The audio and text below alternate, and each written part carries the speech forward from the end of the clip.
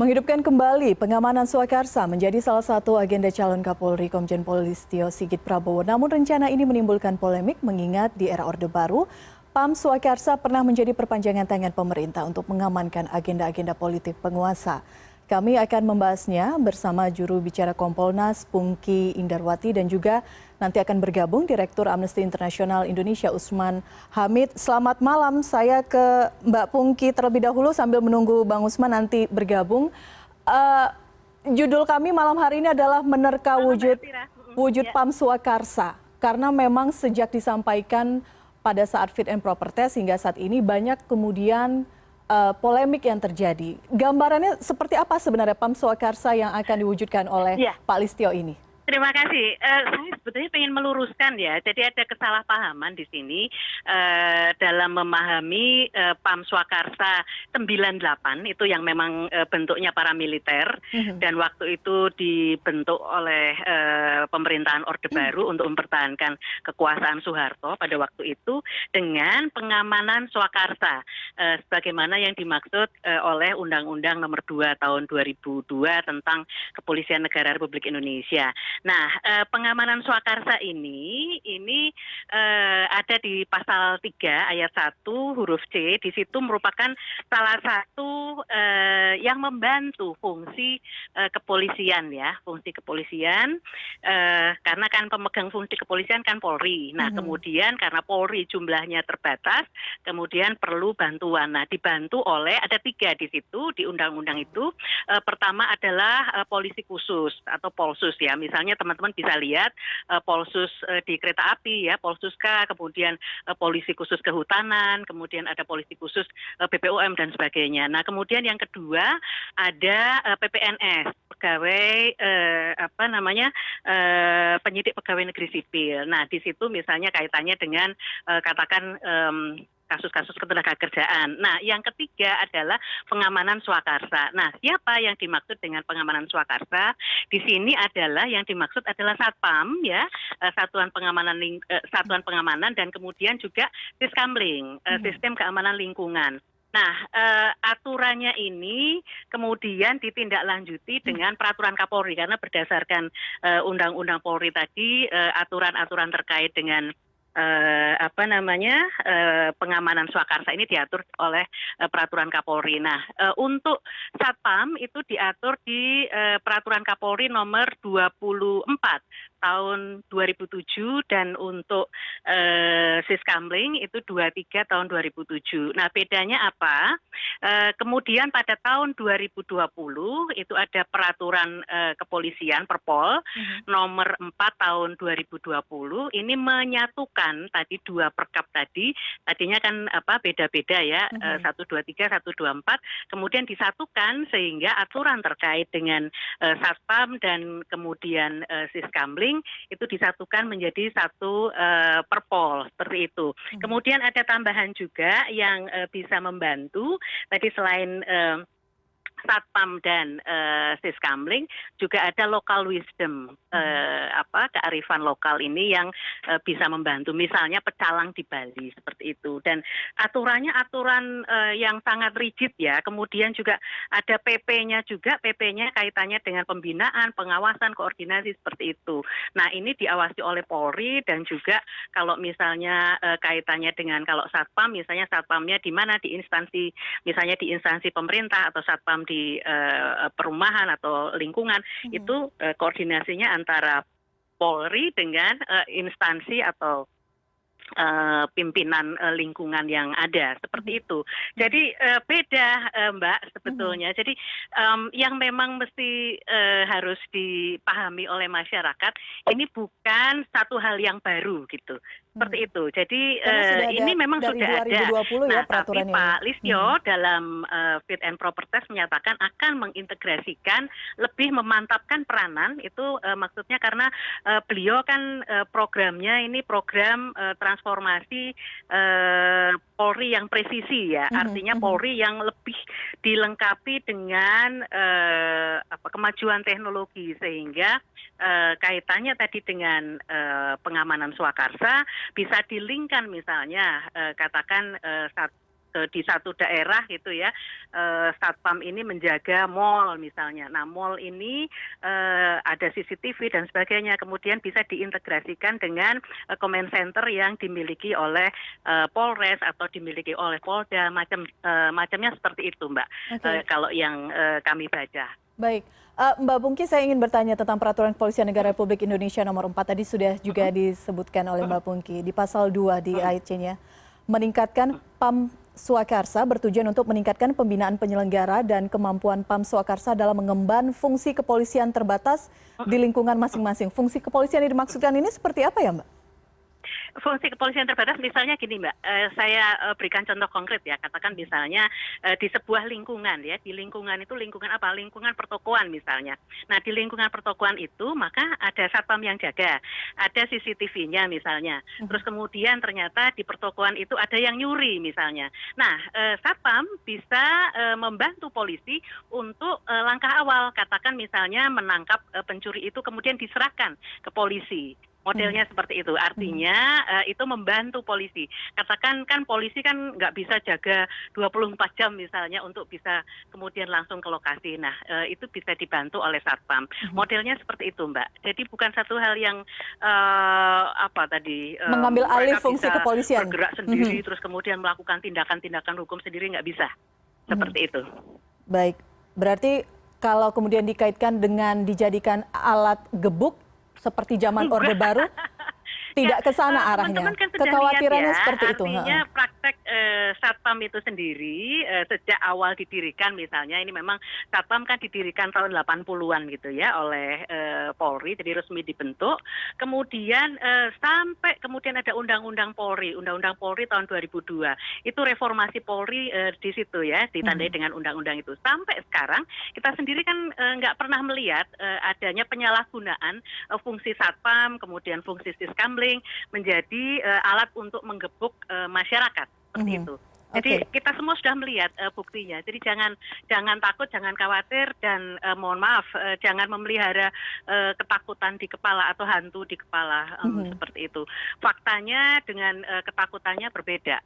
Oke, baik. Nanti kita akan lanjutkan diskusi ini. Saya akan bertanya karena tadi sudah disampaikan juga kelompok-kelompok dari kearifan lokal seperti pecalang di Bali, kemudian ada lain ya, kelompok sadar keamanan dan ketertiban masyarakat. Rupanya seperti apa? Usai jeda, Mbak Pungki. Kita jeda dulu. Kita jeda dulu. Turun ke daerah dan melihat bentuk-bentuk bagaimana polisi melakukan Harkamtibmas. Nah, dalam melakukan Harkamtibmas itu Polri ini ada Babin Kamtibmas ya, dan Babin Kamtibmas ini berada di di bawah kekuasaan Polsek ya, bertanggung jawab pada Polsek, dan Polsek juga bertanggung jawab pada Polres. Nah, di situ itu ada kelompok-kelompok yang diharapkan bisa membantu kepolisian. Katakan misalnya ada informasi, oh rumahnya si A ini sedang mengalami musibah. Katakan ada kebakaran, terus kemudian misalnya di tempat lain itu ada yang mengalami kecelakaan. Nah, Kopdar ini ada kelompok yang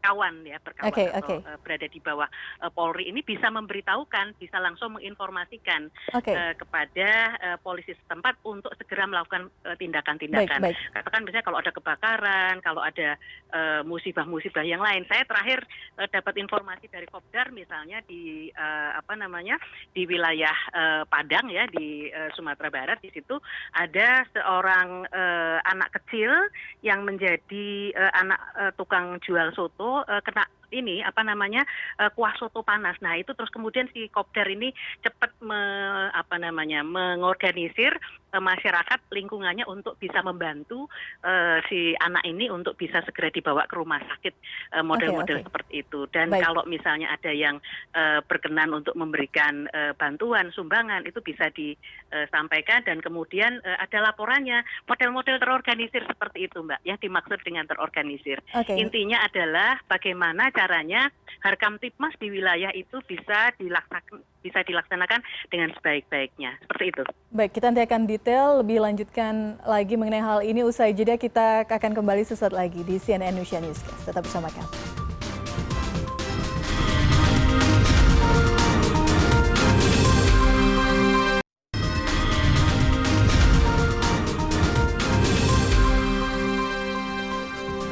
Baik, terima kasih Anda masih bersama kami. Sudah bergabung juga malam hari ini di Newscast Usman Hamid, Direktur Amnesty International Indonesia. Bang Usman, selamat malam. Terima kasih sudah bergabung malam hari ini. Tadi saya sempat berbincang dengan Mbak Pungki mengenai PAM Swakarsa. Sudah dijelaskan secara detail. Kalau Bang Usman sendiri melihat apa kemudian kekhawatiran utama jika PAM Swakarsa dihidupkan kembali? Ya memang ini satu wacana yang mesti diperjelas, ya, mesti ditelaah. Karena pernyataan dari Kapolri itu kan kalimatnya menghidupkan kembali PAM Swakarsa ketika digelar uji kepatutan dan kelayakan. Artinya sesuatu yang memang tidak pernah hidup atau sudah mati dihidupkan kembali. Nah, dalam pengertian itulah kemudian banyak penolakan dengan melihat alasan historis tentang pembentukan PAM Swakarsa tahun 98. Nah, dan itu juga memunculkan pertanyaan ketika disanggah bahwa ini bukan hal yang baru karena sudah ada itu yang disebut PAM Swakarsa, misalnya PAM Satpam dan lain sebagainya. Tentu kalau yang dimaksud itu kalimat menghidupkan kembali itu menjadi tidak valid. Saya kira yang mesti diperjelas. Yang kedua, di kalangan para pemerhati hak asasi manusia juga melihat kecenderungan yang lebih besar tentang pembentukan misalnya komponen cadangan dan juga PAM Swakarsa ini. Memang sekilas alasan yuridisnya dapat dimengerti. Misalnya dalam undang-undang kepolisian kan memang diatur tentang legalitas pengaturan tentang bentuk-bentuk pengamanan swakarsa. Tetapi yang perlu diperhatikan juga adalah undang-undang ini tidak memberi wewenang kepada Polri untuk membentuk, tetapi mengatur, melakukan supervisi, melakukan koordinasi, dan lain sebagainya. Nah, yang kedua yang juga harus dilihat adalah kalau kita baca pasal 3, pasal 14, pasal 15 dalam Undang-Undang Polri itu kan sebenarnya yang dimaksud itu adalah sesuatu yang datang dari masyarakat. Dengan kata lain, didasarkan pada apa yang digunakan kalimatnya di dalam Undang-Undang Polri itu adalah bentuk-bentuk pengamanan swakarsa adalah suatu bentuk pengamanan yang diadakan atas kemauan, kesadaran, dan kepentingan masyarakat sendiri yang kemudian memperoleh pengukuhan dari Kepolisian Negara Republik Indonesia. Jadi kata kuncinya terletak pada kemauan, kesadaran, dan kepentingan masyarakat. Kenapa? Karena itulah pendekatan pemolisian yang demokratis, di mana pendekatan partisipatif dari bawah, bottom up participation itu menjadi lebih utama dan bukan pada kemauan Polri atau inisiatif Polri, apalagi misalnya Polri gitu ya, yang lebih merefleksikan pendekatan instruktif daripada partisipatif, jadi top down instruction gitu. Jadi pertanyaannya adalah apakah Kapolri ketika mengatakan menghidupkan kembali itu karena ada permintaan dari masyarakat sehingga Kapolri merasa perlu mengukuhkan sebagaimana yang dimaksud dengan undang-undang itu. Nah, ini yang saya kira harus diperjelas. Nah, juga dikatakan di dalam konteks penjelasan undang-undang kepolisian bahwa bentuk-bentuk pengamanan itu juga sangat terbatas pada lingkungan kuasa tempat. Ya, ada istilah Belanda territoire gebied disebut, yaitu meliputi lingkungan pemukiman, lingkungan kerja, lingkungan pendidikan. Jadi hal-hal semacam ini yang saya kira tidak terjelaskan di dalam fit and proper test itu. Kita coba tanya ke Mbak Pungki ya, Bang. Saya bisa mengerti bahwa alasan yuridis itu pun juga masih problematik gitu sifatnya. Ditambah dengan alasan yang sifatnya historis gitu ya tentang swakarsa. Ada sanggahan bahwa PAM Swakarsa itu kan dulu dibuat tanpa undang-undang. Kalau yang sekarang kan undang-undang. Yang dulu kan ormas, yang sekarang kan bukan. Nah, kita harus ingat bahwa yang dulu juga dibuat dengan klaim adanya pembenaran hukum melalui undang-undang mobilisasi dan demobilisasi. Di mana negara merasa berwenang untuk membangun apa yang mereka sebut sebagai kekuatan pertahanan dan keamanan, dulu disatukan itu, yang diambil dari masyarakat. Namanya itu Rakyat Terlatih, PAM Swakarsa, atau WANRA, Perlawanan Rakyat. Nah, jadi undang-undangnya pun ada dulu. Jadi kalau dikatakan yang dulu tidak ada undang-undangnya, saya kira perlu dipikirkan lagi gitu. Selain itu, di tahun itu juga dikenalkan undang-undang yang baru. Bang Usman, tahan dulu di situ. Kita tanya dulu komentar dari Mbak Pungki bagaimana untuk memperjelas. Membenarkan mobilisasi pengamanan sipil semacam itu. Jadi Baik. saya kira dari alasan yuridis maupun dari alasan historis itu punya problem yang cukup serius sehingga harus ditelaah secara Baik, matang baik. kebijakan itu. Sebelum kita lanjut ke sana, saya ke Mbak Pungki singkat dulu karena kita harus jeda kembali, menghidupkan kembali maksud Pak Listio saat itu menjawab dengan menghidupkan kembali ini bagaimana sebenarnya, Mbak? Iya, ya kalau yang saya lihat dari paparan beliau ini peningkatan peran PAM Swakarsa gitu ya. Saya nggak tahu apa itu yang dimaksud dengan menghidupkan kembali.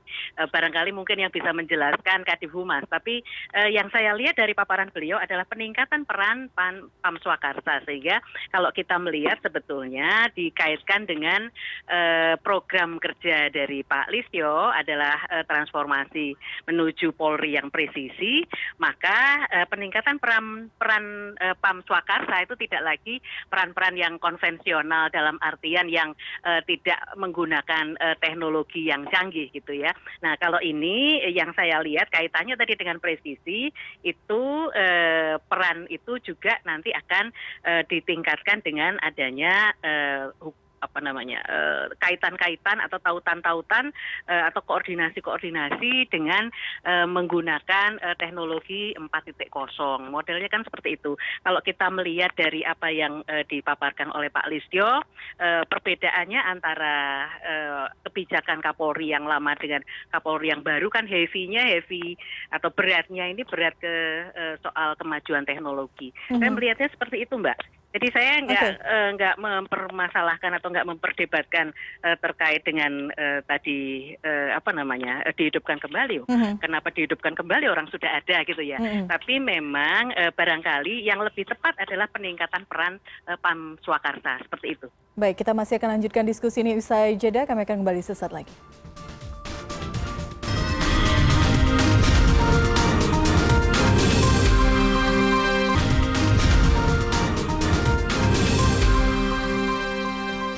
Baik, terima kasih Anda masih bersama kami. Saya ke Mas Usman lagi berbicara mengenai PAM Swakarsa untuk mengingatkan kembali pada saat itu 1998. Mengapa ini kemudian menimbulkan trauma yang sangat mendalam?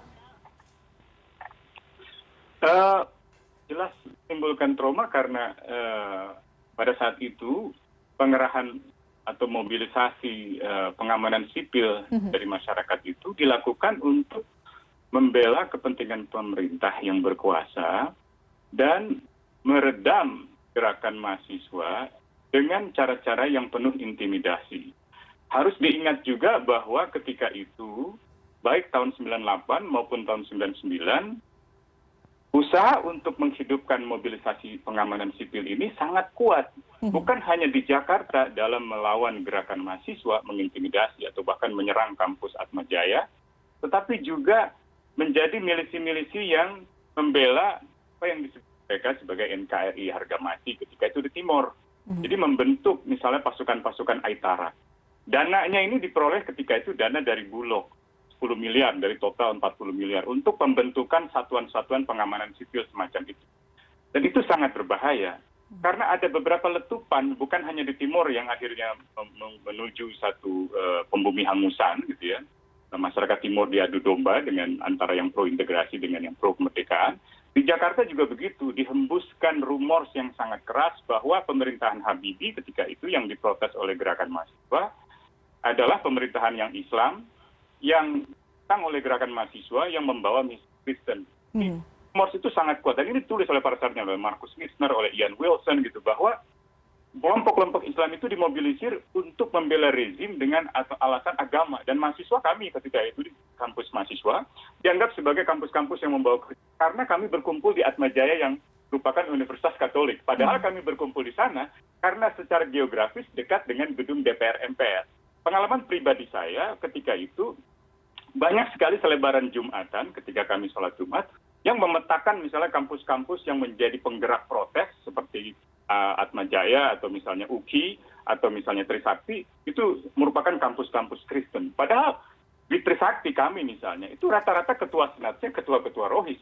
Saya sendiri di Fakultas Hukum ketua studi pendalaman Islam. Juru bicara dan sekjen presidium universitas kami itu ketua rohis Universitas Trisakti gitu. Jadi usaha pembelahan masyarakat ini dilakukan bukan hanya dengan semacam naratif atau perang naratif seperti yang kita lihat di media sosial pada saat pemilu, tapi juga dengan menggunakan kekerasan. Saya kira beberapa hari terakhir koran Tempo atau majalah Tempo juga memuat foto-foto di mana Pam Swakarsa ketika itu menggunakan atribut-atribut Islam dengan ikat kepala, la ilaha illallah, membawa bambu runcing.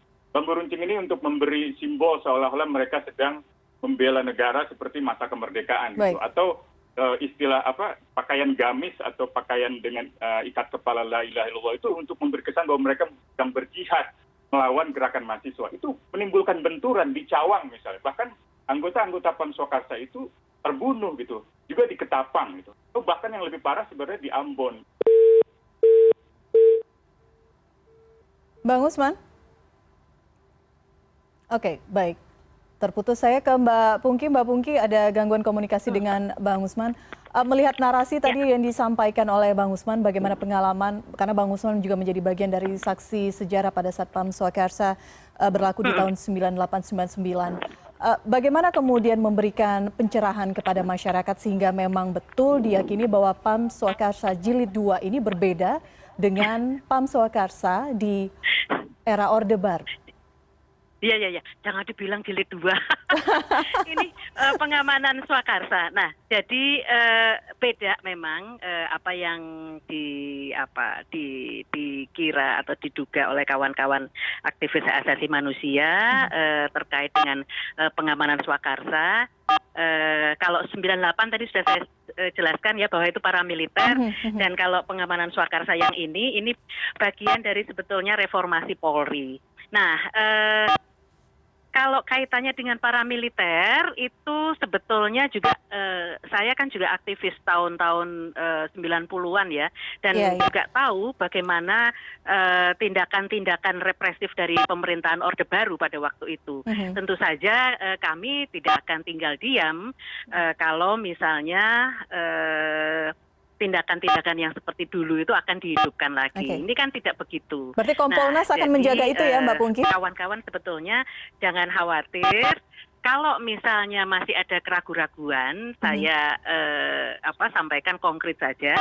Nanti setelah Pak Listio dilantik, barangkali mungkin bisa berkomunikasi, duduk bersama dengan kawan-kawan supaya bisa dijelaskan apa yang dimaksud dengan pengamanan Swakarsa. Pasti itu nanti yang dirujuk adalah Satpam dan Siskamling seperti itu, karena itu yang diatur oleh Undang-Undang Nomor 2 Tahun 2002 dan Undang-Undang 2002 itu ya 2 Tahun 2002 itu adalah undang-undang yang lahir setelah reformasi dan merupakan bentuk dari reformasi kepolisian.